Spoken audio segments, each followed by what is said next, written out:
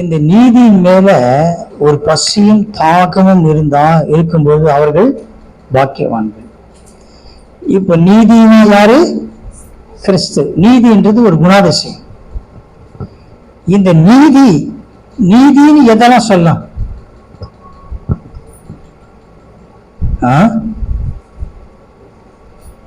எதை சொல்லலாம் நீதின்னு? ஒண்ணு சொல்லுங்களேன். நிறைய இருக்குது. அநியாயத்துக்கு அநீதிக்கு எதிரான எல்லாமே நீதியா இருக்கிறது. நீதிக்கு விரோதமா இருக்கிற எல்லாமே அநீதியா இருக்குது, அநியாயமா இருக்குது.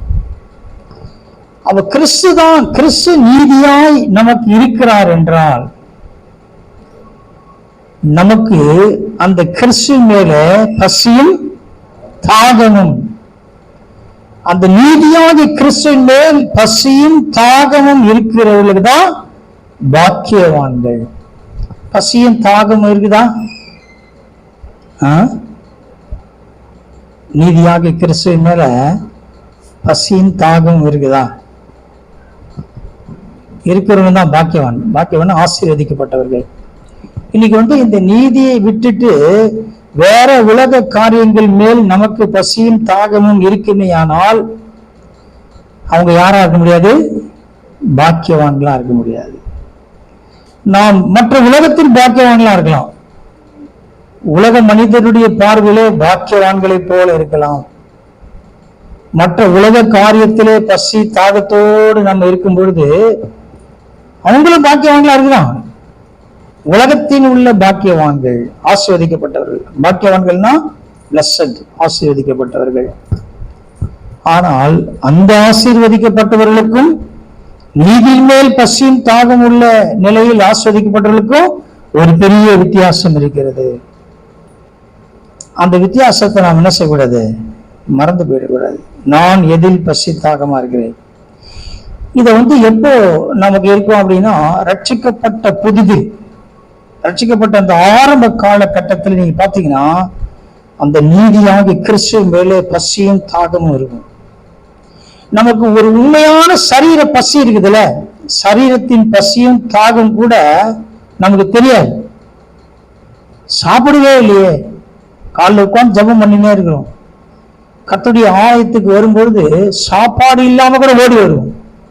இப்போ அந்த பசி, சரீரத்தின் தாகம், அதை பற்றி கவலைப்படாத அந்த ரட்சிப்பின் ஆரம்ப காலத்திலே நாம் கிறிஸ்துவின் மேல் ஆவிக்குரிய நீதியிலும் தாகத்திலும் வாழ்ந்திருப்போம். ஆனா கொஞ்சம் கொஞ்சமா உலக வாழ்க்கை, உலக ஆஸ்வாதங்கள் இதெல்லாம் வர வர வர பசியும் தாகம் வேறு பக்கம் போயிடுச்சு, சரீரத்துக்குரிய நிலைக்கு போயிடுச்சு. ஆரம்ப காலகட்டத்தில் எப்படி இருந்தது?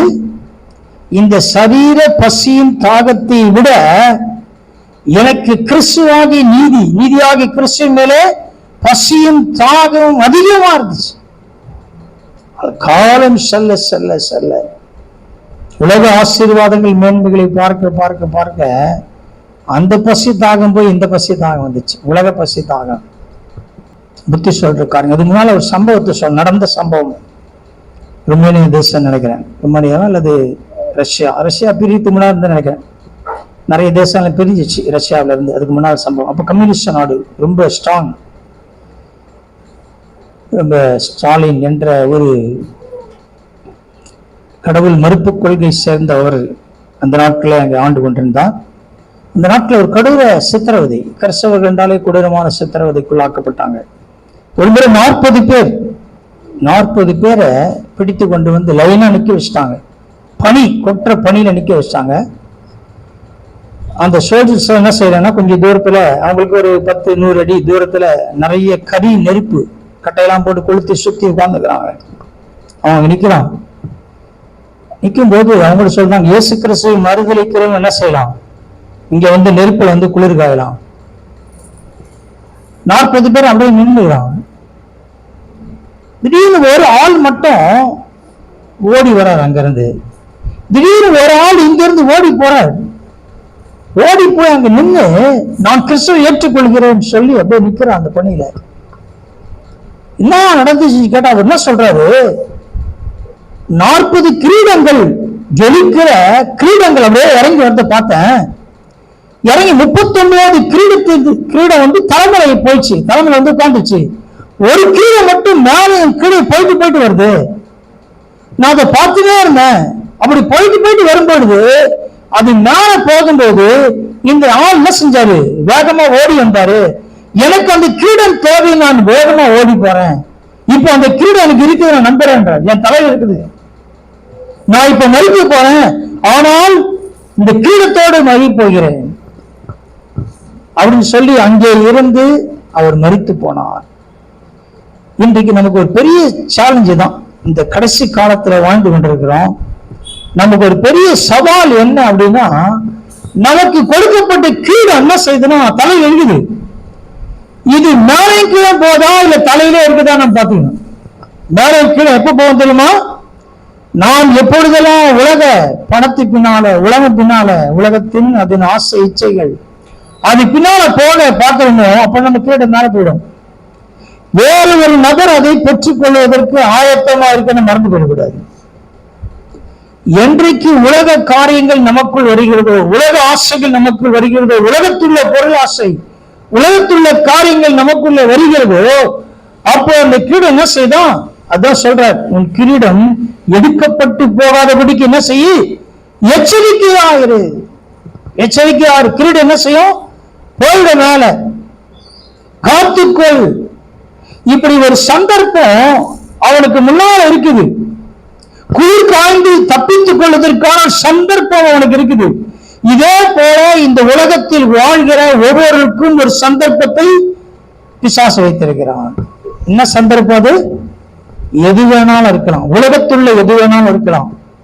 அந்த உலகத்தில் ஏதோ ஒன்று இழுத்து அந்த சந்தர்ப்பத்துக்குள்ளே கொண்டு போய் கிரீடத்தை என்ன செய்து எடுக்க வைக்கக்கூடிய காரியங்கள் நடைபெறும். அது கட்டாயம் எல்லாருடைய வாழ்க்கையில இருக்குது. எல்லார் வாழ்க்கையிலும் ஒரு இந்த நமக்கு கொடுக்கப்பட்டிருக்கிற இந்த கிரீடத்தை எடுக்கும்படியான ஒரு சந்தர்ப்பம் வைக்கப்பட்டிருக்கிறது. எல்லாருக்கும் ஒரே மாதிரி இருக்காது, ஒவ்வொருக்கும் ஒண்ணு இருக்கும். ஏதோ ஒண்ணு பிசாசு வச்சிருப்போம். எப்படியாவது இந்த கிரீடத்தை எடுத்துட்டு இங்க வந்துட்டோம், அப்ப அங்க போயிட்டு என்ன ஆகும்? நித்தியமான அழிவு. அங்க போட்டோம் அப்படின்னு ஏதோ ஒன்றை ஒவ்வொரு காலத்திலும் பிசாசு என்ன செய்யறானா ஜனங்களுக்குள்ளே ஏற்படுத்திக் கொண்டே இருக்கிறான். அந்த கிரீடத்தை எடுத்து விட வேண்டும்.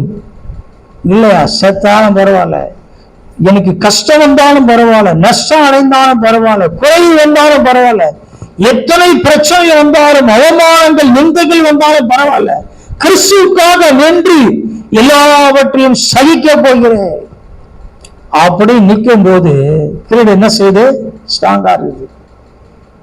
பலவிதமான தூர ஆலோசனைகள் வரும்.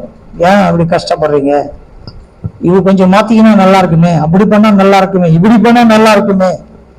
இப்படி உலக காரியத்தை காண்பித்து பிசாசு என்ன செய்வான்? கிரீடத்தை எடுத்துக்கொண்டு முயற்சி பண்ணுவான். இயேசு கிறிஸ்து கிட்ட வரோம், டயர்டா இருக்கிறீங்கன்றான். எப்படி இருக்கிறீங்க? டயர்டா இருக்கிறீங்க, சோர்ந்து போயிருக்கிறீங்க. ஆமா, பசியாதான் இருக்கிறேன். உண்மைதானா? உண்மைதானே சொல்றான் பிசாசு. பாருங்க, உண்மையதான் சொல்றான், உண்மைதான் சொல்றான். ஆனால் அந்த உண்மைக்கு பின்னால பிசாசு ஒரு விழுந்து போகும்படியான காரியம் வச்சுக்கிறான். உண்மைதானே இவங்க சொல்றாங்க, கரெக்டு தான் சொல்றாங்க, பின்னால பிசாசு ஒரு செக் வச்சுக்கிறான்னு அர்த்தம். சொல்றதுலாம் கரெக்ட் தான், நல்லதானே இருக்குது, தப்பே இல்லையே. பின்னால உங்களுக்கு வச்சிருக்கிறான், ஜாகிரதையா. ஆனால் சொல்ற ஆள் யாருன்னு பாருங்க, அதான முக்கியம். சொல்ற ஆள் யாரு? யாரு என்ன சொன்னாலும் கேட்க கூடாது. என்ன சொல்றாரு? அப்பாலே போய் சாத்தானேன்ட்டார். திரும்ப உலகத்தையே காமிக்கிறான் ஒரு செகண்ட். அப்ப என்ன அர்த்தம்னா, இந்த உலகத்தில் ஒரு மனிதன் எதை அனுபவித்தாலும் அதனுடைய அதை அனுபவிக்கிறது எவ்வளவு தட்டமா? ஒரு செகண்ட் தான். எவ்வளவுதான் கோடி பணம் இருந்தாலும் சரி, அதை அனுபவிக்கிற அந்த டேஸ்ட் ஒரு செகண்ட் தான் வேதம் சொல்லுது. ஆனா நித்தியமா கிறிஸ்து நமக்கு கொடுக்கப்பட்டிருக்கிறார். கிறிஸ்து நமக்கு கொடுக்கப்பட்டிருக்கிறார். நான் எதை தீர்மானிக்க போகிறேன்? கட்டாயம் இந்த உலகத்தை போராட்டம் இருக்குது. நான் உங்களுக்கு ஆகா ஓகெல்லாம் சொல்ல மாட்டேன். எப்பவுமே இயேசு கிறிஸ்து என்ன சொன்னாலும் அதுதான் சொல்லணும். நானே சொந்த கதை சொல்றது கிடையாது. அவங்க என்ன இருக்குது, உலகத்தில் உங்களுக்கு உபத்திரவம் உண்டு. இந்த கடைசி நாட்டிலே பிசாசு அநேக கள்ள உபதேசங்கள் துருபதேசம் ஏராளமா ஏற்படுத்தி வச்சிட்டான். ஒரே ஒரு ஸ்டெப் ஸ்லிப் ஆச்சுன்னா போதும், அவுட்டு, ஆள் காலி.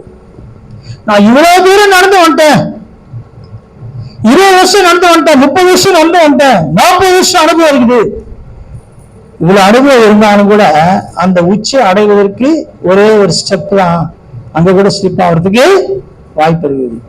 அந்த கடைசி நிமிஷத்திலும் இடை போவதற்கு வாய்ப்பு இருக்கிறது. அப்ப என்ன செய்யணும்? ஒவ்வொரு போய் நான் சேர்கிற வரைக்கும், கிறிஸ்துவை அடைகிற வரைக்கும் நான் அடைந்தாயிற்றுன்னு சொல்ல அவரு முற்றிலும் தேறினவனானே சொல்ல முடியாது. தொடருகிறேன் தொடருகிறேன் தொடருகிறேன் இல்லையா? தொடர்ந்து போய் அடைகிற வரைக்கும் தொடர்கிறேன். எனக்கு எல்லாம் தெரியும், ஆபத்து எல்லாம் தெரியும்னு போயிட்டோம் அப்படின்னா அவ்வளவுதான், அவுட்டுன்னு அர்த்தம். அவுட்டு போயிடுச்சு. அதனாலதான் அந்த தாழ்மையை விட்டு விலகி போயிருப்போம். தாழ்மை விட்டு வெளியே போயிருப்போம். தாழ்மை போனாலே வேற ஒண்ணு வந்துடும். என்ன வந்துடும்? பெருமை வந்துடும். பெருமை வந்துச்சுன்னா கோபம். பெருமை தனியா இருக்காது, தாழ்மை தனியா இருக்குது. தாழ்மை அதோட அன்பு இறக்கம் அப்படியே இருக்குது. கிருபை இருக்குது அங்க. தாழ்மை தனியா இல்ல, கிருபையோட இருக்குது. பெருமை தனியா இல்ல, கோபத்தோட இருக்குது. கோபம் வருது, பெருமை இருந்தா கோபம். தாழ்மை எப்படி இருக்குது? கிருபை இருக்குது, தாழ்மை இருக்குது. இப்படி அதோட தொடர்புடையதான் இருக்கும். அதே இது போய் தொடர்புடைய ஆவிக்குரிய காரியம் இருக்குது, தொடர்புடைய மாம்சத்துக்குரிய காரியம் தொடர்ச்சியா இருக்குது. நாம் எச்சரிக்கையா இருப்பதற்காக தான் இந்த பரிசுத்த தேவனுடைய வார்த்தை நமக்கு கொடுக்கப்பட்டிருக்கிறது. ஒவ்வொரு நாள் நம்மை காத்துக்கொள்ளும், ஒவ்வொரு நாள் நம்மை பாதுகாத்து பாதுகாத்து பாதுகாத்து வாழ்வதற்காக பரிசுத்த ஆவியா நமக்கு கொடுக்கப்பட்டிருக்கிறார். நமக்கு கர்த்தருடைய ஆவியா நம்மோடு இருக்கிறதுனால நம்ம பயப்பட வேண்டிய அவசியம் இல்லை. அவர் நமக்கு என்ன செய்யறாரா? போதிக்கிறவரா இருக்கிறார். அவர் நமக்கு புத்தி சொல்லுகிறார், போதிக்கிறார். அன்றைக்கு சபை அதான் செஞ்சது. ஒரு புத்தி சொன்னாங்க, என்கரேஜ் பண்ணாங்க, உற்சாகப்படுத்தினார்கள், புத்தி சொன்னாங்க, போதித்தார்கள், எல்லாம் நடந்துச்சு. தங்களை கிறிஸ்துவுடைய வருகைக்காக அப்பொழுதே ஆயத்தமா வச்சு நின்றோம். ஆதி திருச்சபை தெரியுமா? இயேசு கிறிஸ்துடைய வருகைக்கு அப்படியே தயாரா இருக்குது. அப்படியே ஆயத்தம், அந்த மாதிரி ஒரு ஆயத்தத்தோடு கூட காணப்பட்டாங்க. ஒவ்வொரு நிமிஷமும் அந்த ஆயத்தத்துக்குள்ள இருக்கிறான். இயேசு கிறிஸ்து எப்போ வருவார் நமக்கு தெரியுமா? தெரியாது. வேதம் சொல்லுது, நீங்க வரமாட்டாரு, அவர் எங்க வருவார் அப்படின்னு நினைக்கிறீங்களா? அப்ப வருவாராம். இப்ப அந்த காலம் தான் இருக்குது. அவர் எங்க வரப்போறது? அது இன்னும் காலம் இருக்குது, அதுக்குள்ள நம்ம என்னென்ன செய்யலாம், இன்னும் இருக்குது காலம். அப்படி என்ற மனநிலையோடு கூட இருக்கிற அந்த காலத்தில் தான் இயேசு வருவார் அப்படின்னு வேதம் சொல்லுது. நினையாத நாழிகை, நினையாத நேரத்தில். அப்ப ஒரு நாள் துவங்குறீங்க இல்லையா? அந்த நாளின் முதல் பகுதி எதற்காக அப்படின்னா, இந்த நாளிலே இயேசு கிறிஸ்துவை நான் சந்திப்பதற்கு ஆயத்தமாக்கி கொள்ள வேண்டும். எல்லா ஆயத்தம் செய்வோம். சாப்பாடு ஆயத்தம் பண்ணுவோம், வேலைக்கான ஆயத்தம் பண்ணுவோம், ட்ரெஸ் ஆயத்தம் பண்ணுவோம், எல்லாத்தையும் ஆயத்தம் பண்ணுவோம். ஆனா இயேசுவை சந்திப்பதற்கு இந்த காலை வேளை என்னை ஆயத்தம் செய்து கொண்டேனா? ஆயத்தமா இருக்கிறேனா? அது செத்த பிறகு பார்த்துக்கலாம். செத்த பிறகு பார்க்க முடியுமா? உலகத்தான் அது சொல்லுவான். உலகத்தை சொல்றது நம்பாதீங்க. உலகம் எது வேணாலும் சொல்லும். அவங்க நம்பிக்கை வேற, கிறிஸ்துவ நம்பிக்கை வேற. அது யாருக்கு தெரியும்? நீங்க கண்ண முன்னா வேதம் தெளிவா இப்பயே சொல்லுது எல்லாத்தையும். உன் வாழ்க்கை எதிர்காலத்தை குறித்து, நித்தியத்தை குறித்து எல்லாவற்றையும் வேதம் சொல்லுகிறது. இப்ப இதை விட்டுட்டு நம்ம ஏன் உலகத்தான் சொல்றத கேட்கணும்? ஏன் கேட்கிறோம் அப்படின்னா, அது நல்லா இருக்குது இல்ல, அது நல்லா இருக்குது, கேட்கறதுக்கு வசதியா இருக்குது, சௌகரியமா இருக்குது, பிடிச்ச மாதிரி இருக்குது, பிரச்சனை இல்லாம இருக்குது. அதனால என்ன பண்றோம்னா உலகத்தை என்னென்ன ஆலோசனை சொல்றாங்க, புத்தி சொல்றாங்க கேட்டுக்கிறோம். கிறிஸ்து சொல்றதை விட்டுருவோம். வேதம் சொல்றது அநேக நேரம் நமக்கு கஷ்டமா இருக்குது, கசப்பா இருக்குது, இடிக்குது, எல்லாம் செய்யுது. அதனால இதுக்கு முக்கியத்துவம் கொடுக்கறது கொஞ்சம் கஷ்டம்தான். நம்மை ஜாக்கிரதையாக காத்துக்கொள்ள வேண்டும். தொடர்ச்சி புத்தி சொல்லுதல் ஒரு வருஷமா செய்யலாம். 1 நாளாகும் 28ஆம் அதிகாரம் 9ஆம் வசனம். தனி நபர் அவனுடைய மகனுக்கு சொல்றார். அவன் மகனுக்கு, யாரது? தாவீது சொல்ற வசனம் தன் மகனாகிய சாலமோனுக்கு சொல்றார். என் குமாரனாகிய சாலமோனே, நீ உன் பிதாவின் தேவனை, நீ உன் பிதா என்று யார சொல்றாரு? பிதாவின் தேவனை அறிந்து அவரை உத்தம இருதயத்தோடும் உற்சாக மனதோடும் சேவி. கர்த்தர் எல்லா இருதயங்களையும் ஆராய்ந்து நினைவுகளின் தோற்றங்களை எல்லாம் அறிகிறார். நீ அவரை தேடினால் உனக்கு தென்படுவார். நீ அவரை விட்டு விட்டால் அவர் உன்னை என்றைக்கும் கைவிடுவார். பயங்கரமா இருக்கு. ரெண்டுமே நடந்துச்சு. ரெண்டுமே நடந்துதான். தேடும்போது கர்த்தர் தென்பட்டார், கைவிட்டும் போது அவரை கைவிட்டார். ரெண்டுமே நடந்தது. அப்ப ஒரு புத்தி சொல்றார், பார்த்துக்க. அவர் யார்? அவரை குறித்து சொல்றாரு, உன் பிதாவின் தேவனை அறிந்து கொள். அதுதான் முக்கியம். முதல்ல தேவனை அறிகிற அறிவு வேதம் அதான் எதிர்பார்க்குது. கிறிஸ்துவன் கிட்ட என்ன எதிர்பார்க்கிறாரு? தன்னை அறிந்து கொள்ள வேண்டும் என்று எதிர்பார்க்கிறார். அவரை அறிந்து கொள்ள வேண்டும், அறிந்து கொள்ள வேண்டும். இரண்டாவது, அவரை உத்தம இருதயத்தோடும். உத்தம இருதயம், உத்தம இருதயம், உத்தம இருதயம்னா என்ன? Clean heart. ஏன் அப்படின்னா,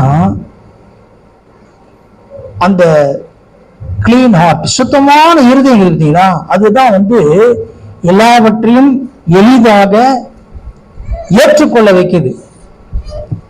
இருதயம் சுத்தம் இல்லைன்னா எதையுமே ஏற்றுக்கொள்ள வைக்காது. எந்த தேவனுடைய வார்த்தையும் செய்தியும் அவருடைய காரியங்கள் எதுவுமே உள்ளே தங்க முடியல, ஏற்றுக்கொள்ள முடியல. ஏற்றுக்கொள்ள முடியல அப்படின்னாலே கீழ்ப்படிய முடியாது. அப்ப அது ஏற்றுக்கொள்வதற்கான இருதயம் எப்படியா? உத்தமமான இருதயம் உனக்கு இருக்கிறதா? அப்பதான் என்ன செய்ய முடியும்? ஏற்றுக்கொள்ள முடியும். ஏற்றுக்கொள்ள முடியாதா? கீழ்ப்படிய முடியும். அப்படின்னா கீழ்ப்பட முடியாது. முதல்ல சொல்றார், நீ அவரை என்ன செய்? அறிந்து கொள். அப்ப இங்க புதிய உடன்படிக்கை புத்தகத்தில் எல்லா முழுசும் நீங்க பாத்தீங்கன்னா தேவனுடைய நோக்கம் என்ன, நம்மை குறித்து, மனுஷனை குறித்து தேவனுடைய நோக்கம் என்ன அப்படின்னா, தேவனை அறிகிற அறிவில் வளர வேண்டும், கர்த்தரை அறிந்து கொள்ள வேண்டும். அதுதான் முக்கியமான காரியம். அப்படி இல்லாம நீங்க எல்லாத்தையும் எல்லா உலக அறிவுல வளர்ந்து என்ன பிரயோஜனம்? உலக அறிவை தேடக்கூடிய காலம் வந்துச்சு. உலக அறிவு, உலகத்தில் உள்ள காரியங்களே அறிவை தேடி அதை செய்யணும் இதை செய்யணும்னு நிறைய வந்துச்சு. பயங்கரமான உலக அறிவு வளர்ந்து கொண்டிருக்கிறது. தேவன் அறிகிற அறிவு குறைந்து கொண்டே இருக்கிறது. அப்படிப்பட்ட காலத்தை வாழ்ந்து கொண்டிருக்கிறோம். இது முன்னதாகவே அங்க பயங்கர சொல்லிட்டார். ஏன் அப்படின்னா, நீ ஒரு காலகட்டத்தில் என்ன செய்யலாம்? மாறிவிடலாம். நீ ராஜாவான பிறகு எல்லாம் வந்தவொடனே நீ மாறலாம். அதனால தேவன் அறிகிற அறிவில் இருப்பா, அது தெளிவா புரிஞ்சுக்க. இரண்டாவது, இருதயம் இருக்கணும், உத்தமத்தோடும் உற்சாக மனதோடும் சேவிக்க வேண்டும். திரும்ப சொல்றார், கர்த்தர் எல்லா இருதயங்களையும் ஆராய்ந்து நினைவுகளின் தோற்றங்கள் எல்லாம் அறிகிறார். நாம் தேவனை அறிகிற அறிவில் வளரும் பொழுது நாம் தேவனை அறிகிற அறிவை அவர் என்ன செய்யறார்? அறிகிற தேவனா இருக்கிறார். நாம என்னதான் நாம சொன்னா கூட அது ஆண்டவருக்கு முக்கியம் கிடையாது. அவரே அறிந்து கொள்கிறார். நம்முடைய இருதயத்தின் எல்லா காரியங்களும் தேவன் அறிந்து கொள்கிறார். அவருக்கு சொல்லிக் கொடுக்க வேண்டிய அவசியம் இல்லை. அவர்கிட்ட நான் உங்களை தெரிஞ்சு வச்சுக்கிறேன் தெரியுமா, என்னை பத்தி உங்களுக்கு தெரியுமா, நான் எவ்வளவு ஒழுங்கா இருக்கிறேன், எப்படி இருக்கிறேன், இப்படி இருக்கிறேன், அப்படி இருக்கிறேன், அவர்கிட்ட சொல்லணுமா? இவருக்கு என்ன தெரியும்? என்னை பத்தி எனக்கு தான் தெரியும், நான் எப்பேற்பட்ட ஆள் தெரியுமா? அப்படிலாம் நீங்க சொன்னா கூட ஆண்டவர் என்ன சொல்றாரு? உன்னை பத்தி எனக்கு தெரியும். மற்றவர்கள் என்னை குறித்து என்ன அறிந்து கொண்டிருக்கிறான் முக்கியம் கிடையாது. தேவன் என்னை குறித்து எப்படி அறிந்திருக்கிறார், அதுதான் முக்கியம். அப்படின்னு நாம் எப்படி இருப்போம்? மனுஷங்க என்னை குறித்து பெருமையா பேசணும்னு நினைக்க மாட்டோம். இவங்க என்னை பத்தி பேசணும், அவங்க என்னை பெருமையா பேசணும் அவசியப்படும், அதுக்கு அவசியம் இல்லை. தேவன் என்னை குறித்து எப்படி அறிந்திருக்கு அது சொல்றார். யாருக்கு? சாலமோனுக்கு. ஒழுங்கு அறிந்து சொல்றார். நினைவுகளின் கர்த்தர் எல்லா இருமைகளையும் ஆராய்ந்து நினைவுகளின் தோற்றங்கள் எல்லாம் அறிகிறார். நீ அவரை தேடினால் உனக்கு தென்படுவார். அப்ப நீ என்ன செய்யணும்? அவரை தேட வேண்டும். அவரை தேட வேண்டும். அவரை விட்டு விட்டால் அவர் உன்னை என்றைக்கும் கைவிடுவார், இல்லையா? ஆண்டவர் கர்த்தர் குறித்து தாவீது அறிந்திருந்தான். இப்ப தாவீது அறிந்திருக்கிற அந்த ஸ்டாண்டர்ட் சாலமோன் ஒரு இப்பதான் அவர் பதவி ஏற்றிருக்கிற அந்த காலத்தில் இருக்கிறார். இப்ப தாவீது அறிந்திருக்கிறதுக்கும் சாலமோன் அறிந்திருக்கிறதுக்கும் வித்தியாசம் இருக்குதா? மிகப்பெரிய வித்தியாசம். இப்ப சாலமோன் எப்படி பார்த்திருப்பார் தாவீது?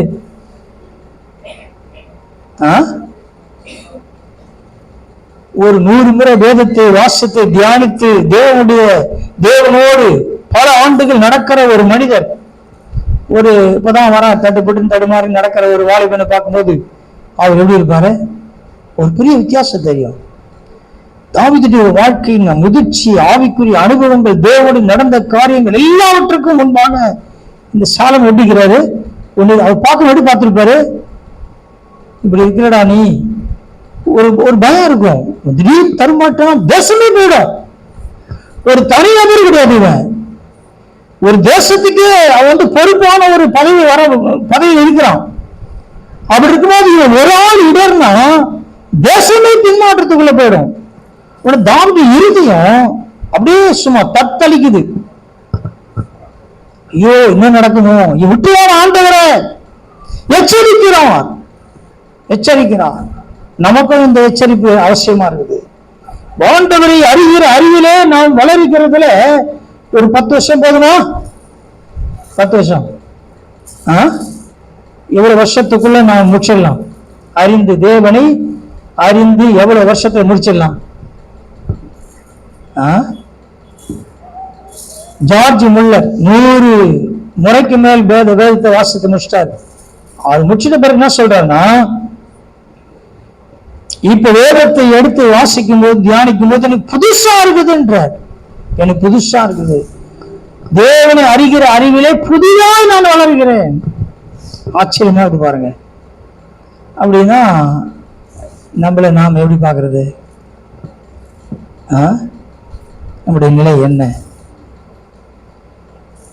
இவரை குறித்த ஒரு தத்தளிப்பின் இருதயத்தோடு சொல்றார், ஜாக்கிரதை, நீ என்ன செய்யக்கூடாது? ஆண்டவரை விட்டக்கூடாது. இறுதி எப்போது இருக்கணும்? உத்தம இருதயத்தோடு இருக்கட்டும். ஆண்டவர் சேவிக்கிறதுல ஜாக்கிரதையாயிரு, கர்த்தருக்காக வைராக்கியமாயிரு என்றெல்லாம் அவர் என்ன செய்யறாரு சொல்லுகிறான். இப்ப 8ஆம் வசனம் வாசிங்க. இப்போதும் நீங்கள் என்றென்றைக்கும் இந்த நல்ல தேசத்தை சுதந்திரமாய் அனுபவித்து உங்களுக்கு பிறகு அதை உங்கள் பிள்ளைகளுக்கு சுதந்திரமாய் பின்வைக்கும் பொருட்டாக நீங்கள் உங்கள் தேவனாகிய கர்த்தரின் கற்பனைகளை எல்லாம் கைக்கொண்டு விசாரியுங்கள் என்று கர்த்தரின் சபையாகிய இஸ்ரவேல் அனைத்தின் கண்களுக்கு முன்பாகவும் நமது தேவனுடைய செவி கேட்கவும் உங்களுக்கு புத்தி சொல்கிறேன். ஆமா, இப்ப 2 பேருக்கு புத்தி சொல்ற. இங்க நீ முதல் வசனத்தை வாசிக்க தெரியும், இப்ப நேரம் இல்ல, நீங்க அப்புறம் வாசித்து தெரிஞ்சுங்க. அங்க இருந்தா வருது, அங்கேயே இருக்கும். இப்ப தனிப்பட்ட முறையில் சாலமோனுக்கு சொல்றாரு. அதே நேரத்துல கோத்திர தலைவர், அங்க வகுப்பு தலைவர், நிறைய பேர் 1000 அதிபதி இப்பெல்லாம் இருக்கும், அவங்களுக்கு சொல்றாரு. அப்ப இந்த இடத்துல இப்பொழுது நீங்கள் என்றென்றைக்கும் இந்த நல்ல தேசத்தை சுதந்திரமாய் அனுபவித்து உங்களுக்கு பிறகு அதை உங்கள் பிள்ளைகளுக்கு சுதந்திரமாய் பின் வைக்கும் பொருட்டாக நீங்கள் உங்கள் தேவனாகிய கர்த்தரின் கற்பனைகள் எல்லாம் கை கொண்டு விசாரியுங்கள் என்று கர்த்தரின் சபையாகிய இஸ்ரவேல் அனைத்தின் கண்களுக்கு உண்டாகும் நமது தேவனுடைய செவி கேட்க உங்களுக்கு புத்தி சொல்லுகிறேன். நல்லா கவனிங்க. உங்களுக்கு பிறகு உங்கள் பிள்ளைகளுக்கு நீங்கள் என்ன வைக்க போகிறீர்கள்? என்ன வைக்கலான்னு இருக்கிறீங்க? தாவீது சொல்ற விஷயம் வேற. பழைய உடன்படிக்கையின் ஆசீர்வாதம், புது உடன்படிக்கையின் புத்தகத்திலே கொடுக்கப்பட்ட ஆசீர்வாதம். பிள்ளைகளுக்கு என்ன வைக்கணும்? உலக பிறகு ஆசீர்வாதம் வைக்கிறோம். அதுக்கு மேலே என்ன அப்படின்னா, நாம் தேவனுக்குள் வாழ்ந்த வாழ்க்கை குறித்து சொல்றேன். கர்த்தருக்கு நீங்க பயந்து வாழணும், உண்மையா வாழணும், சாட்சியா வாழணும், கர்த்தரை நேசித்து வாழணும், கர்த்தரை பிரியமாய் வாழணும், ஒவ்வொரு காரியத்தும் உண்மையா இருக்கணும். நாம் எதை கற்றுக் கொடுக்கிறோம்? பிள்ளைகளுடைய இருதயங்களை எதை விதைக்கிறோம்? உங்களுக்கு என்னெல்லாம் ஆசை விருப்பங்கள் இருக்குதோ அதுதான் பிள்ளைகளுக்குள்ள போகும். கர்த்தரை குறித்த ஆசை, கர்த்தரை குறித்த விருப்பம், கர்த்தரை குறித்து நீ பேசினா பிள்ளைகளுக்கும் அது போகும். நீங்க உலக காரியத்தை குறித்தே நீ உட்கார்ந்து பேசினீங்க. உலக காரியம், உலக பொருள், உலக சொத்து, உலக தேவைகள், பணம், வேலை, இதை செய்யணும் அதை செய்யணும், இதையே பேசியிருந்தா உங்க பிள்ளைங்க அது மேல பேசிருப்பாங்க. அவங்க அதான் பேசுவாங்க. நீ ஆவிக்குரிய காரியங்களை பேசும்போது அவர்கள் ஆவிக்குரிய காரியங்களை பேசுவார்கள். இதுதான் சொல்ற. நீங்க ஒவ்வொரு காரியத்திலும் கீழ்ப்படிய வேண்டும். தேவனுக்கு கீழ்ப்படிய உண்மையா இருங்க. அவருடைய கற்பனைகள், கட்டளைகள், பிரமாணம் எல்லாவற்றையும் கீழ்ப்படிங்க. நம்முடைய பிள்ளைகளை அவர்களை ஆவிக்குரிய விதத்திலே நாம் நடத்தும் போது அவங்க போற சபைக்கு அல்லது எதிர்காலத்தில் அவங்க என்ன பண்ணுவாங்க? பிரயோஜனமா இருப்பாங்க. இங்க இருந்து ஒருத்தர் போகும்போது சபையில மற்ற சபை போறானா அவங்க பரவாயில்ல, நீங்க உங்களால் ஆஸ்வதிக்கப்படுறோம், எல்லா விதத்திலும் நல்லா இருக்கிறீங்க, நல்லா போதிக்கப்பட்டிருக்கீங்க அப்படின்னு சொல்றது வேற. எங்க வந்துச்சு இது அப்படின்னு சொல்றது வேற. அப்ப நாம் எப்படி பிள்ளைகள் எப்படி வாழ்கிறோமோ அதை தான் பிள்ளைகளுக்கு என்ன செய்வோம்? போதிக்கவா இருப்போம். இந்த வாழ்க்கை போதனையா இருக்கும்.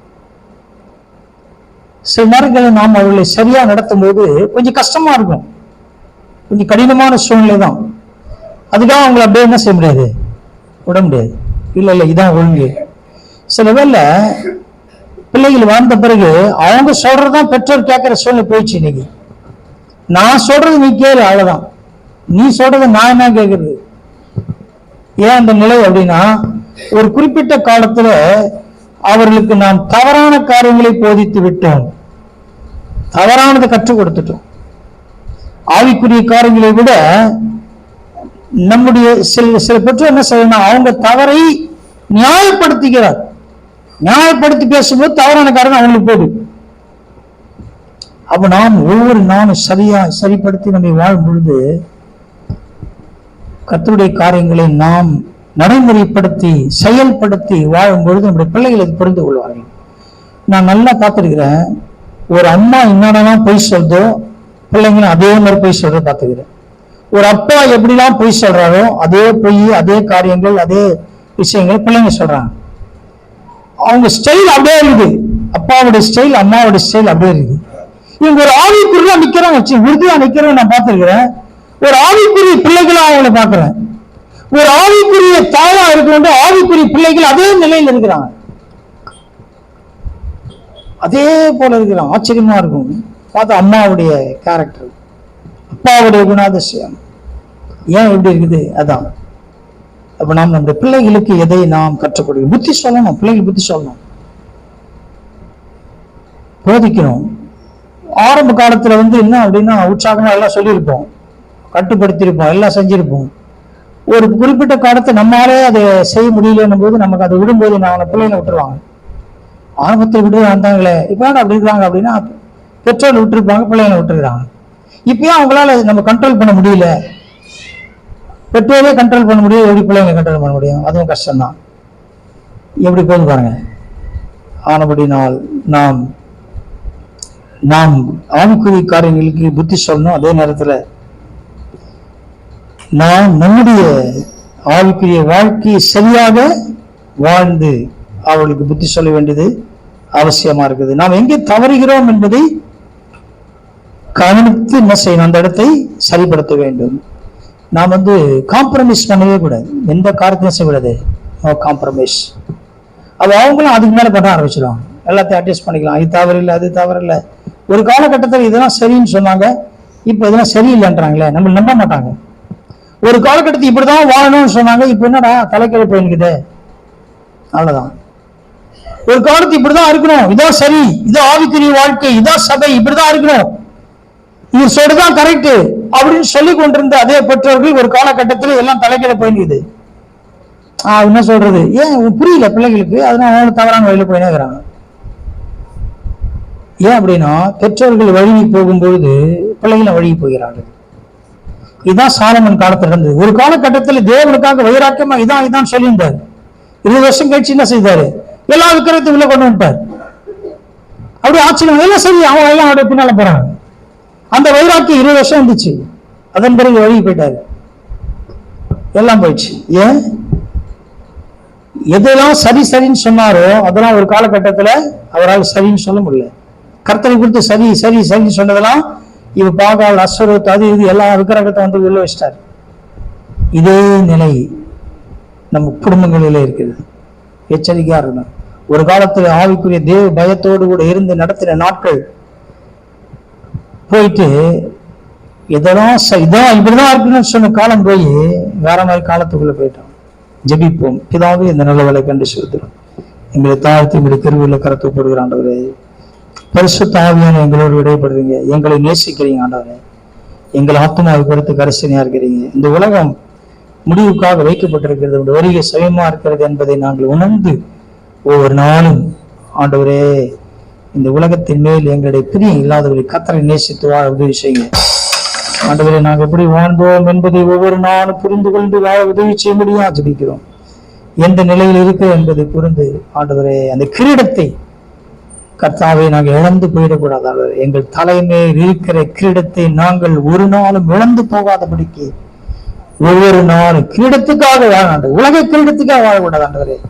உலக மேன்மை, உலக ஆசைகள், உலக காரியங்களுக்காக நாங்கள் வாழாதபடி பரலோகத்தின் கிரீடத்துக்காக நாங்கள் வாழ உதவி செய்ய ஜெபிக்கிறோம். விஷயத்தை வேண்டி செலுத்துவோம். தெரிவித்த ஆராதனை கர்த்தர் ஆசீர்வதியும், தகுதிப்படுத்தும், பரிசுத்தப்படுத்தும் ஆண்டவரே. நான் மாத்திரமையும் படுத்தும் எல்லா துறையும் செலுத்துகிறோம். இயேசு கிறிஸ்துவின் வல்லமை இல்ல மாறாத நாமத்தை ஜெபிக்கிறோம் பிதாவே, ஆமென்.